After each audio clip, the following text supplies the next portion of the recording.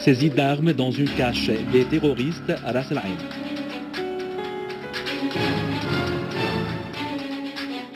Rétablissement de la sécurité à Chouahed dans la banlieue ouest de Homs.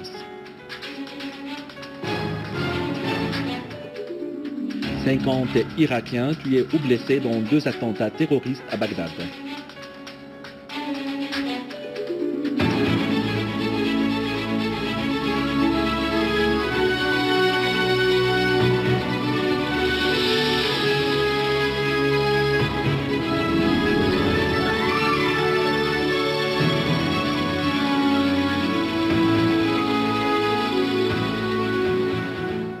Mesdames et messieurs, bon après-midi et bienvenue à notre journal. L'armée arabe syrienne a hissé le drapeau national sur le crack des Chevaliers. Une source militaire a en fait annoncé que des unités de l'armée arabe syrienne ont pris entièrement le contrôle du crack des Chevaliers et sa périphérie dans la banlieue de Homs après y avoir abattu un grand nombre de terroristes qui s'y étaient retranchés.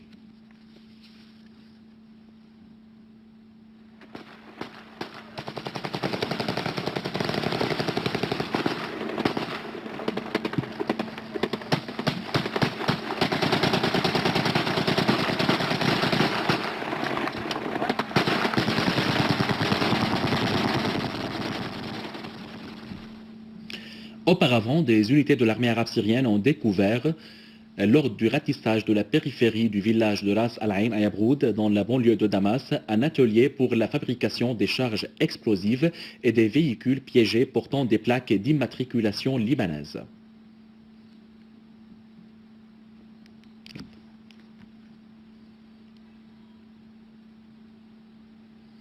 Des unités de l'armée arabe syrienne ont rétabli la sécurité et la stabilité dans le village de Ras Al Ain au sud-ouest de Yabroud, dans la banlieue de Damas, après avoir éliminé les terroristes qui sévissaient dans cette région. Le village Ras Al Ain au sud-ouest de Yabroud a été déclaré zone sécurisée grâce aux efforts de l'armée arabe syrienne qui avait éliminé tous les rassemblements des terroristes et détruit leurs armes.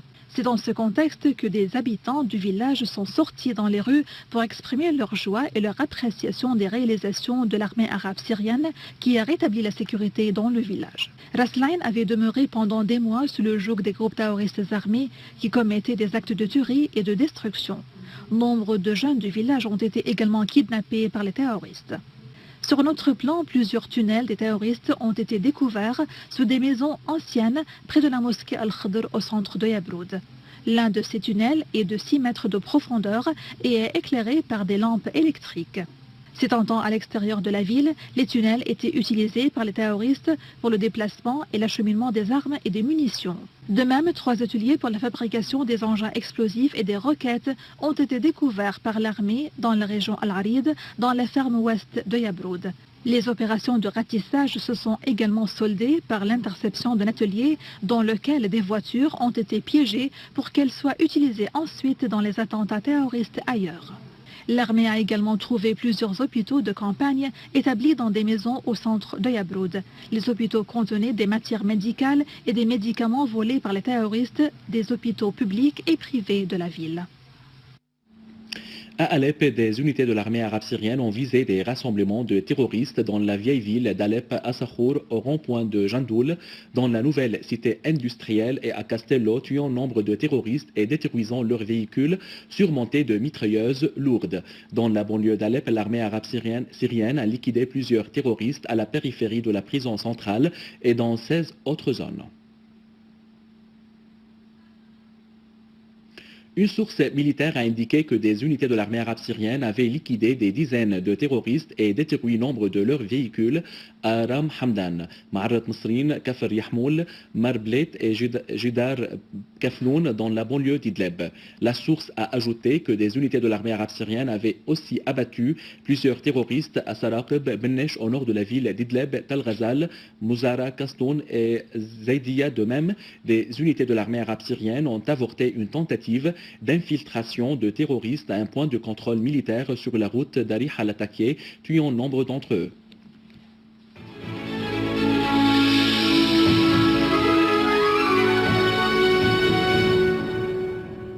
En Irak, 15 citoyens ont été tués et des dizaines d'autres blessés dans 2 attentats suicides séparés dans la capitale Bagdad. Le premier attentat a eu lieu quand un suicidaire s'est fait exploser dans un café dans le quartier de Washash à l'ouest de Bagdad. La police irakienne a de même annoncé qu'un Irakien a été tué et 7 autres blessés dans l'explosion d'un engin placé dans un bus dans le quartier Ashab à Bagdad.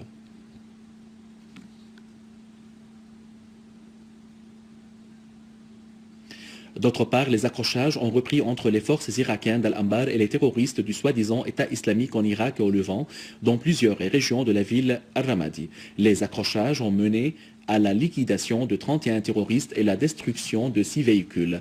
Les forces de l'Euphrate, épaulées par l'aviation, ont procédé à la liquidation de 22 terroristes alors qu'ils fouillaient Al-Ramadi vers Babylone. Les forces irakiennes ont également procédé à l'arrestation de 11 terroristes et mis la main sur une cache de missiles et des obus de mortier dans la région d'As-Sahel al-Aysar à Mossoul.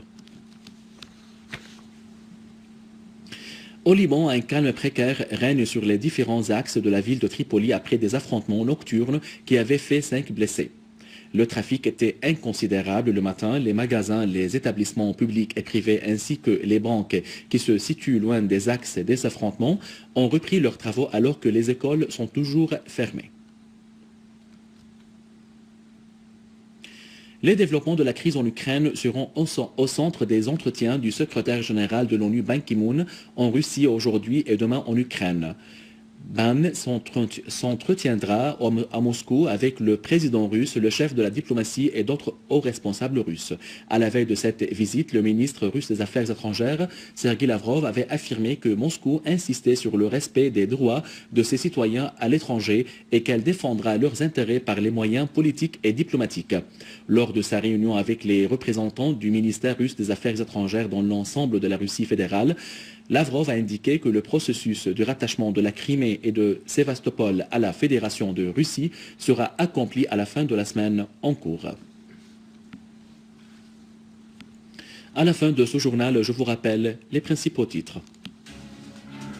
Saisie d'armes dans une cache des terroristes à Ras Al Ain.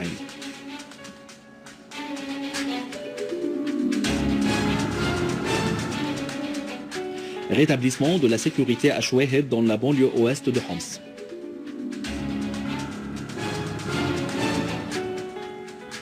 « 50 Irakiens tués ou blessés dans 2 attentats terroristes à Bagdad. » Mesdames et messieurs, c'était notre journal d'aujourd'hui. Merci de l'avoir suivi et au revoir.